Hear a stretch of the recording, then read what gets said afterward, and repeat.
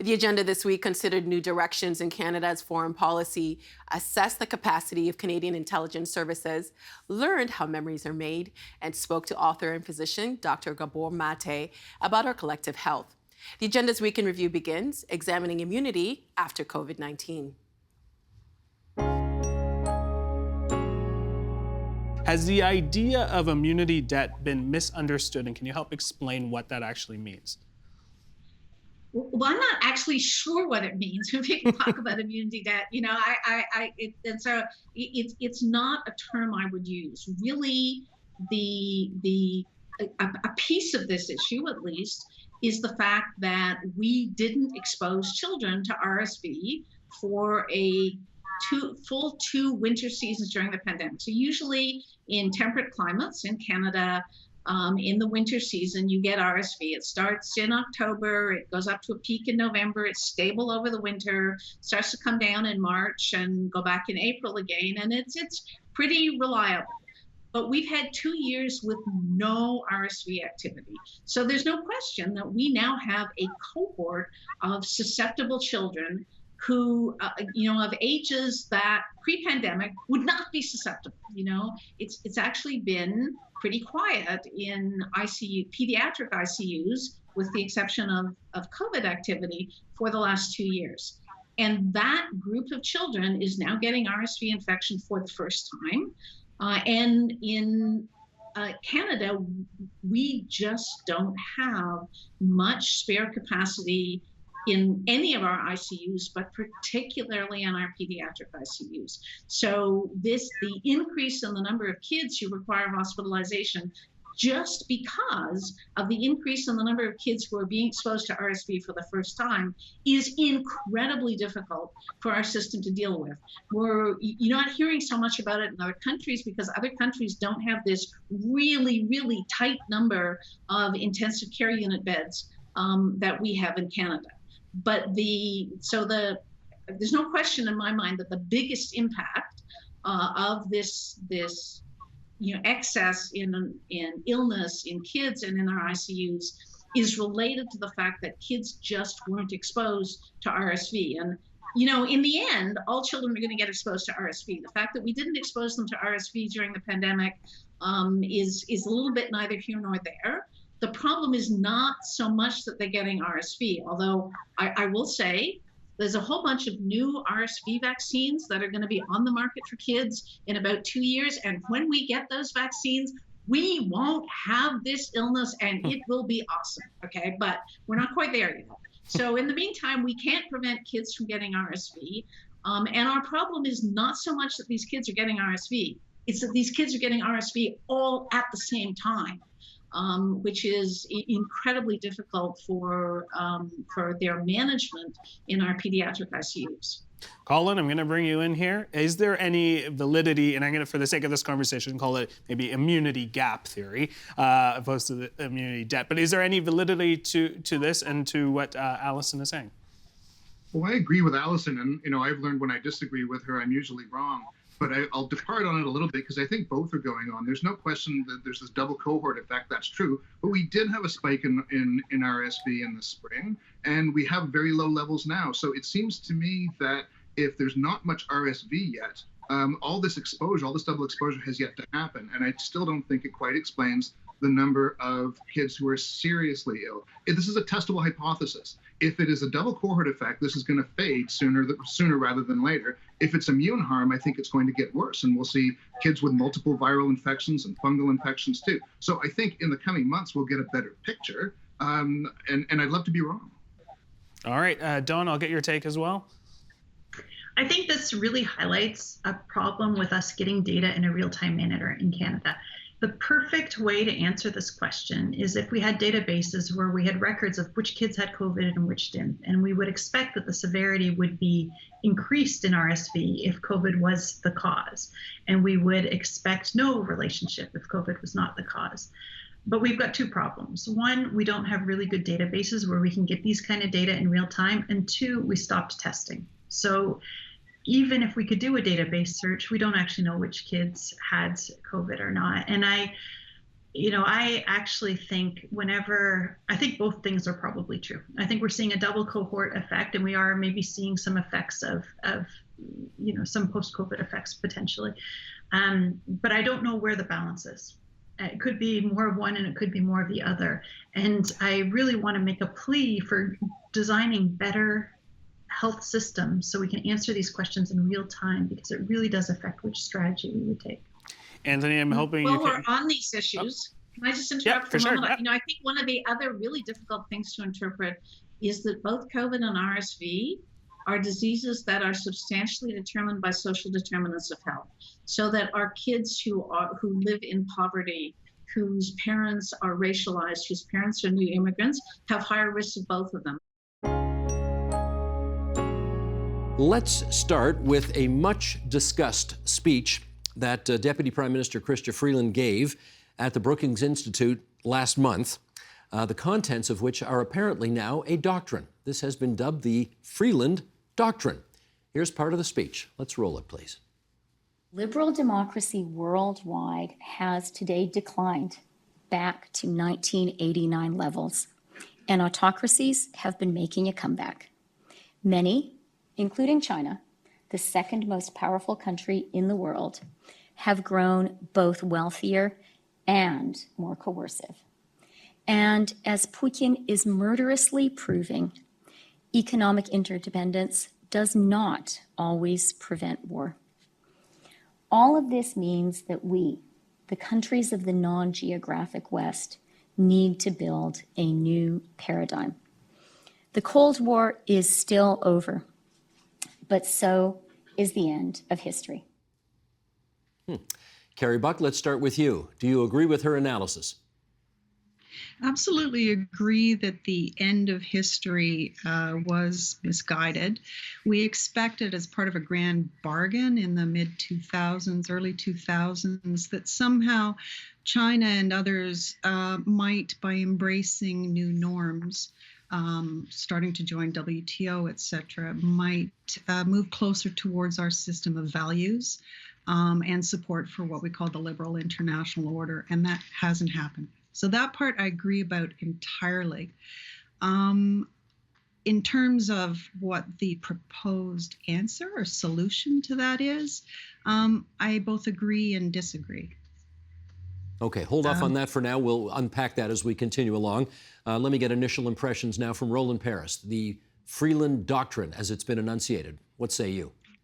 Well, I also have reservations about her recommendations, but I agree with her analysis of how the world has changed. I think that the speech did a really masterful, even lyrical job of laying out how the world has changed, including the points that Carrie just made, and the very notion that economic interdependence will not necessarily lead to a more peaceful world, and that some emboldened authoritarian countries, we're talking to you, China and Russia, have been using this interdependence as a weapon to try to advance their geopolitical goals. And I think that this is something that has become clear over the last few years. A number of people have pointed this out, and this is Chrystia Freeland's version of the same assessment. Okay. Paul, if there is now a so-called Freeland Doctrine, what are the main pillars in it? So I would agree with what was said, that Chrystia Freeland has closed the book on the end of history, right? The idea that capitalist democracies would inevitably and irresistibly populate the globe. So she has three pillars. The first one is massively strengthened cooperation with democracies. And there you can think of the core democracies in the world, fairly easy to identify, accelerating cooperation. The second group is the most interesting. It's called an in-between group. And that one is not defined in the speech. And I think that's where the action's going to be, right? Which countries, if the third group is the autocracies or the authoritarian regimes, who are the in-between countries? Are they, is there a clear line between the democracies, the in-between countries, and the authoritarian regimes, I think is a key question. Okay, Roland, why don't you pick up on that? Because I think, most people can see it. They know a democracy when they see it. They know an authoritarian country when they see it. These in-between countries seem to be a little murkier. What light can you shed on that? Well, it's interesting, the part of Chrystia Freeland's speech that talked about this essentially said, well, the in-between countries can be allowed to join the alliance of democracies if they embrace our values. And then François-Philippe Champagne, another Canadian minister, was in Washington a week later, basically saying that Canada supports decoupling from authoritarian countries and from China and other countries that don't share our values. The problem with this is basically the in-between countries are the vast majority of countries in the world. It's very hard to lump them all together. We have a lot of competing imperatives in our foreign policy. And if you look at a country like Vietnam, it is not a democracy. It is a one-party state ruled by the Communist Party. It's also our biggest trade partner in Southeast Asia. It's a member of the Trans-Pacific Partnership, and it's a bulwark against the spread of Chinese influence in the region. So we have interest to be cooperating with them. It's too simple to boil it down to autocracy on one side, democracy on the other side, and then some amorphous in-between group as the rest of the world. Okay, Carrie, let's stick with Vietnam. What category would you put them in? I'd put them in the category of countries that we need to be able to work with. The problem is with that divide, using that divide between democracies and non-democracies as the criteria for your club, your new club, it makes it harder to reach out to the in-between countries. And the facts are that some of the major democracies right now are acting as swing states in response to Russia's war in Ukraine. So they're doing things like continuing to trade with Russia for cheap oil. They are doing things like abstaining consistently at the UN General Assembly in condemnations of Russia. And so, using democracy, non-democracy as your dividing line doesn't quite work. Number one, last month, Norwegian military security services arrested an alleged military intelligence agent from Russia who lived for many years as an alleged Brazilian national in Canada. Number two, Canadian authorities have been alerted to the existence of 3 Chinese so-called police stations in the Greater Toronto Area in predominantly Chinese communities. Number three, last week, Global News broke a story about the Chinese consulate in Toronto funneling funds to at least 11 federal candidates during the 2019 federal election. And the last one, a few days ago, the RCMP arrested a Hydro-Quebec employee accused of sending trade secrets to China. Some recent stories plucked from the headlines. Vincent, start us off. All of this has happened in the last month. What do these stories tell us about the challenges that Canada's intelligence services are facing? Well, the first thing that I would say is that we are basically looking at a world that is extremely, extremely turbulent. So the headlines that you've just discussed or mentioned reflect that reality, and in particular, a world where we've seen a resurgence of great power rivalry, and we have a hostile state actor like China, and it is very hostile both in its region and in other countries, flexing its muscles a little bit. And so you've seen a lot of this over the last number of years, but I think it's really been starting to pick up momentum since President Xi came to power, and I think it's becoming really a serious problem for Canada. But I would turn the question a little bit on its head just to say that I don't think it's strictly about what does it say about our intelligence agencies. I think it speaks a lot to what does it say about our perception of national security writ large, of which intelligence is an extremely important component. And I think we don't take national security particularly seriously in this country. We never have, not just this government, but previous governments and populations writ large. We tend to be very reactive. We tend to be very responsive. We're there when the chips are down, but it sometimes takes us a little bit of a while to get our act together. We've not had a national security policy in nearly 20 years, no foreign policy. So we are running a serious risk again of being on our heels and not getting ahead of the power curve with these threats that are out there, because it is a very, very dangerous world. It's not just about hostile state actors. There's all kinds of other bad stuff happening as well. So we need to up our game. We need to up it very, very soon from an intelligence perspective, but from the defense, foreign policy, development, right across the board. Okay, lots to dive into there. I think I'm going to come back to the issue of how seriously or not we take foreign policy and security issues in this country a little later on, because Wesley, we need a little more background first. Do you have a sense of how many, I don't know, call them what you want, foreign operatives or spies we have operating in this country right now? No idea, Steve. I'm sure there's many from many countries, and this is the espionage game is of long standing.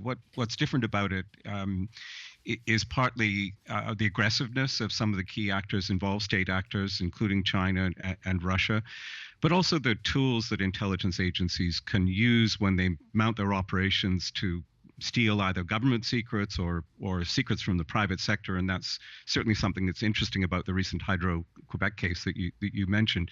And those tools really have taken spies into the digital world, and the phenomenon of cyber espionage, its capabilities, its ubiquity, is one of the great challenges, I think, that Canada and many of its allies face. So, we could play a game of trying to count the number of spies, but it'd be very difficult to count their capabilities online, which is really, really where it matters. Okay, Besma, how about this? I gather Justin Trudeau and Xi Jinping had a 10-minute conversation at the G20 meeting in Bali, and apparently Mr. Trudeau said things like, he was, quote, seriously concerned and was pointing out to Mr. Xi about China's so-called aggressive interventions. And I wonder, in your judgment, what kind of impact can that conversation, in your view, have? I guess, to be frank, not very much. It needs to be said. And certainly, I think, I'm going to echo what both my colleagues have noted. The threat landscape is getting worse, and China is a key actor in this challenge that we face globally, partly because I think also China's changed. We can't ignore this. This is not the same China of 5 years ago. President Xi's consolidation of power, repressiveness is really amplified now at a time that, again, even Chinese Canadians barely recognize in many ways their home country. And this is really quite sad and impacting more than anybody the Chinese Canadian community. In addition to, I think, what my colleagues noted about the international threat landscape, absolutely. China, Russia, and even some regional powers trying to really flex their muscles, thinking of Iran, Turkey, Saudi Arabia, you name it, all are playing a more active role in their regions and in abroad. And part of that is because of the seductive tools that are out there. And Wesley talked about technology tools. And this is really something I think we're going to have to really recognize. So while we're really thinking about spies in terms of individuals, it's not just the individuals that's really the problem in many ways. It's the seductive tools of surveillance, seductive tools of disinformation. These are cheap, easy to deploy. And lastly, because of the domestic environment where, we have enormous amount of polarization in this country, in many democracies, the rise of populist nationalists, which have been, really effectively dividing us. Many of these international threat actors now have an entryway. They have a way to penetrate our societies, to divide us from within. And that's what they're doing. It's a far easier and cheaper tool than trying to cultivate a spy to sort of, pretend to be Canadian or pretend to be Brazilian in this case of the Norwegian case, and then studying here in Canada. That's going to become rarer and rarer. What we're going to see is more digital surveillance, more AI tools, more all of those emerging technologies being weaponized. And frankly, unfortunately, that polarization from within is just going to make it a lot easier to penetrate. So what makes memories stick? Yeah, that's an excellent question. And I think it's related to what everyone has mentioned so far, and Dr. Russell in particular. The one thing that I think is really interesting, and what you're pointing at, is this importance of meaning. So sometimes some of our experiences are meaningful to us. They connect to other things that we know, or maybe they're important to our notion of who we are. And I think these kinds of memories are the ones that tend to stick. And why they stick might be because we combine our memories for certain experiences that happen in our lives with everything else that we know, our prior knowledge. So if we can contextualize a given piece of information and connect it to other things that have happened in our lives, that piece of information is better situated and better connected to other pieces of information in our lives, and we are consequently better able to remember it. So in my lab, what I'm really interested in looking at is what is this meaningfulness that seems to drive our memory system, and can we better define what that is as psychologists to, unpack how the brain supports and interacts with meaningfulness in relationship to remembering specific recent events? That is a great question. Rosetta, have you got an answer for that? Actually, I'll ask Bediqa how he is defining meaning. and whether you can take apart meaning from just more experience. So is it just that there's more experiences related to what you're experiencing and then it has more connections to embed with? Or is there something special about the meaningfulness, something with the amygdala or something with the orbital frontal cortex? Do you think that there's something particular about meaning I'd like to ask? Yeah. Sure. So in terms of what I think it's not only the number of connections, because we have tons of experiences in our lives, walking down a hallway where we might have done that like tons and tons of times, but it's not really that substantial. It's not really that important. It doesn't really actually connect to other things that are important to our lives. So I think there are certain features of our experience that might be more connected to things like our self and things like are the aspects of our past experience that we personally consider important, whatever those may be. And I think those ones might be overrepresented and more able to kind of like be subsequently remembered. And yeah, that's what I would say. So I wouldn't say it's all equal. Signe, does that ring true for you? I definitely agree with that we memories that are more meaningful are ones that are going to stick more. My thoughts are also trying to disentangle meaning from emotion, because we do know the powerful effect that emotion can have on us encoding and storing memories. And those memories really become central features. This is because of a region of the brain called the amygdala. The amygdala is very interconnected to some of these sensory processing regions that we've been talking about. So when you have an emotional event, I'm going to ask our director to bring the picture up again so you can speak to it, because we got pictures for everything here. Okay, so great. let's see the brain again. Okay, there's for those listening on podcast, the amygdala is over there on the left. In the middle, but labeled on the left. Yeah, so it's just kind of like dipsy doodle down from the hippocampus. So when you have an emotional experience, the amygdala will actually send messages to some of these sensory perceptual processing regions of the brain to engage those processes. So you really pay attention to your environment, and subsequently you're going to encode that experience more than a non-emotional event. So emotion is something that is intricately tied to meaning. And, that's something that was just on my mind as this conversation was unfolding between Vedika and Rosanna, is whether we can disentangle those effects. Well, let me see if I can complicate things a little bit more here. Charlotte, I gather there are different types of memories that stick with people, semantic and episodic. What's the difference? I think, so in the main, a lot of what we've been talking about are episodic memories, so memories for events that we have experienced, unique events throughout our life.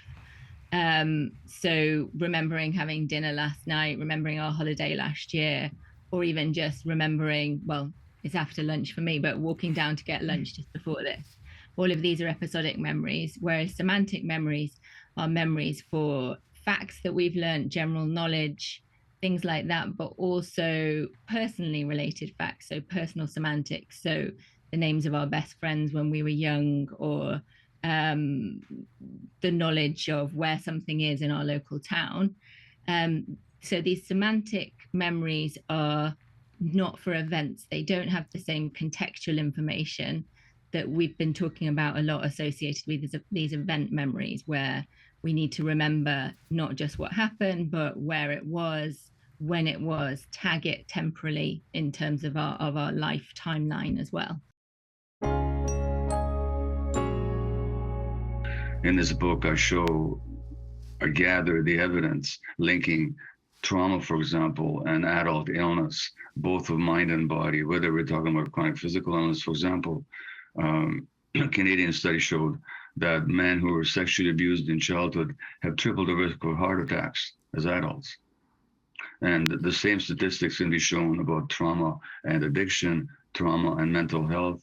A British psychologist, a member of the British Academy, Dr. Richard Bentall, said that the link between childhood trauma and adult mental health illness is as strongly proven scientifically as the link between cigarette smoking and lung cancer.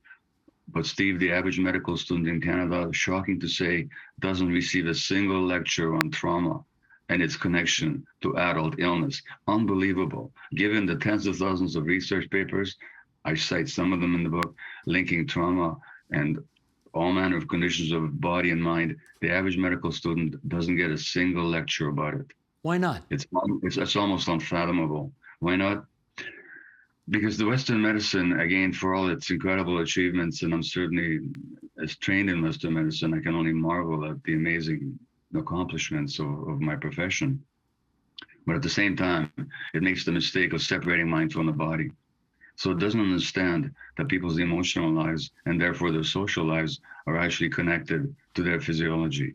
This is despite the fact that great physicians throughout history have recognized these links. Canada's own Sir William Osler said in 1890 that rheumatoid arthritis is a stress-driven disease.